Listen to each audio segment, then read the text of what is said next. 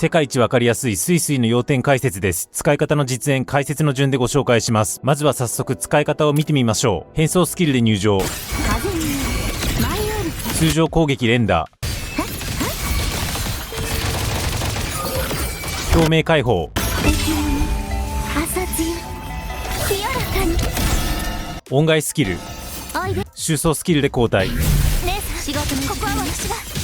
これで OK です。それでは解説です。スイスイはモーニエやショアキーパーと同じサポーター枠で、特に共鳴解放と収装スキルが支援効果もりもりです。ただし、スイスイ自体の攻撃力が高いわけではないので、できるだけ早く共鳴解放を打って、とっとと交代するのが目標になります。ということを踏まえて改めて回しを見てみましょう。変装スキルで入場した後、通常攻撃を連打すると、風景みたいなのが最大3つ溜まります。この風景は収装スキルで他のキャラに交代する時までには貯めておきたいものなので、ここで貯めています。で、風景が3つ溜まったら、この頃には共鳴エネルギーが溜まってるはず。とより、この頃に共鳴エネルギーが溜まりきってるぐらい、共鳴効率のステータスを上げておくのが推奨されます。推奨は 260% 以上です。いずれにせよ、溜まった共鳴エネルギーをもとに共鳴解放を発動させます。共鳴解放の効果は一言で言うと、チーム内全員の異常効果が強くなります。命中の異常効果っていうのは、走行、静爆、結露、風食、電磁、虚滅の6種類です。このうち前5種類の最大スタック数が共鳴解放によってプラス3できます。なので、ザンニーとかエイメスとかヒユキとかカルテジアとか電動漂白者を使ってると強くなります。で、なぜか虚滅効果だけは最大スタックをプラス3してくれません。多分、チサが虚滅効果の最大スタック数プラス3という能力を持っているので、チサに配慮したものと思われます。ただ逆に言うと、サポーターのスイスイとサブアタッカーのチサは競合しないし、なんなら虚滅効果で戦うメインアタッカーのヤンヤンゲンレイと組む場合は、ヤンヤンゲンレイ、チサ、スイスイがいい編成ということです。話を戻して、最大スタック数を増やしてくれない虚滅効果だけは別の恩恵があって、乱暴に言うと、チーム内メンバーが虚滅効果のスタックを消費した時に消滅ダメージのよだめが上がります。が、この効果ピンとこない人もいるはず。というのも虚滅効果というのは付与されている間、敵の防御力をダウンさせる効果があります。なので、虚滅効果が与えられている間、消滅ダメージのよだめがさらに上がる。だったらわかるんですけど、虚滅効果のスタックを消費した際、消滅ダメージのよだめが上がるって何ってなります。これはヤンヤンゲンレイの性能を見越したもので、ヤンヤンゲンレイは自身の一部攻撃で相手の虚滅効果を消費させる効果を持っているので、そういう意味でもスイスイはヤンヤンゲンレイと組ませると特に強いよということです。これが共鳴解放の効果です。で、余ってる音外スキルを使って収装スキルで交代します。収装スキルの効果もサポーターらしくモリモリで、まず30秒間プラス 25% 全ダメージ増加。これはシンプルです。で、ちゃんとさっき共鳴解放を使ってたり、風景を3つ貯めていた場合の追加の恩恵として、よだめがさらに 12% 増えたり、中断耐性が上がったり、HP の継続回復効果を得たり、あとは継続的に結晶効果を与えてくれたりします。結晶効果っていうのは持続ダメージを与える異常効果の一つです。ここまではそんな難しい話ではないはず。で、1個だけ激ややこしすぎ効果があるので、一旦文章で言うと、スイスイがバトンパスした次のキャラが6秒間いると、そこからさらにバトンパスした次のキャラが異常効果を消費した後に6秒間攻撃力 50% アップというものです。要するにこの例で言うと、スイスイからチサにバトンパスした後、チサに6秒間適当に活動させて、で、チサからヤンヤンゲンレイにバトンパスすると、ヤンヤンゲンレイが虚滅効果を消費した直後、6秒間だけ攻撃力がめっちゃ上がるということです。チサに6秒間適当に活動させるっていう動きがキモいんですが、これは何かというと、スイスイは他のキャラにバトンパスした後に控えで最大3回踊ることで支援してくれるんですが、一番最初に踊るまで6秒の謎の間があって、6秒経ってからでないと最初の踊りが発動しません。で、この踊りが発動しないと今説明した攻撃力アップが発生しないので、チサが最低6秒いなきゃいけないということです。スイスイから別キャラにパスすると、右側スイスイアイコンの下に残り踊り回数ゲージが表示されるので、ここのゲージが少なくとも1回消費されたら OK です。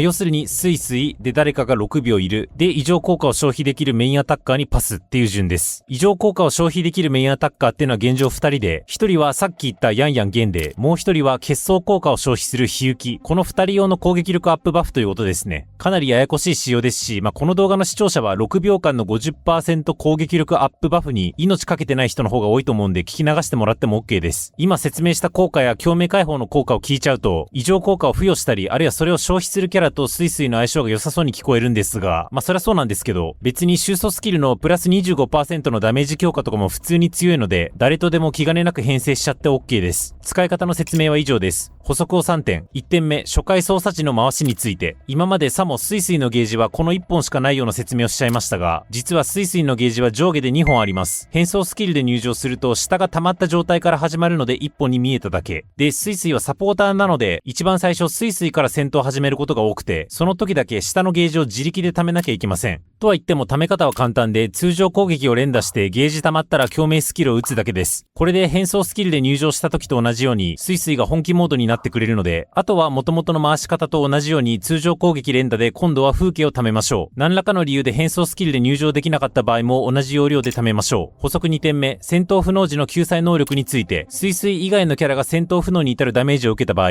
スイスイが10分に1回だけ戦闘不能を阻止してくれます。これはサポーター枠おなじみの機能ですね。補足3点目、星4有能増幅機について、スイスイやシュアキーパー、ベリーナなど増幅機を使うサポーター御用達の武器として、星4の奇妙バリエーションという武器があります。これは共鳴効率を上げてくれる武器です。サポーターは結局いかにトットと共鳴解放を打って交代するか、ひいてはいかに共鳴効率を上げるかが大事なので、アタッカーほどモチーフ武器が必須ではなく、星4の奇妙バリエーションを装備しとけば OK 感が強いです。ガチャ回してる時に運よく排出された時はそっちを使うのも検討しましょう。っていう話、そういえば動画で一度もしたことがなくて、私も初心者の時目から鱗だったので紹介しました。解説は以上です。なお、おすすめ音楽とか育てるスキルの優先度は、せっかくゲーム内の攻略サイトに記載があるんだからそっちを見ようの精神で割愛します。いかがでしたでしょうか。名調界隈の攻略動画はパワポとか数字とか使ってどちゃくそ丁寧に作られており、好きなキャラをいい感じに使えるようになりたいだけなんだよなという私みたいなライト勢にはちょっと味が濃すぎる印象があったので、伝える範囲や深度を私なりに厳選してライト勢向けに動画を作りました。ヤンヤン玄霊ももちろん作ってますし、今後実装するキャラも基本的に同じようなあっさり味の攻略動画を作ってまいります。今後のキャラの解説動画やストーリー感想動画の方もお見逃しのないようチャンネル登録よろしくお願いします。今回のキャラの使用感、動画への忌憚のないご意見感想ぜひコメントください。おつゆなし。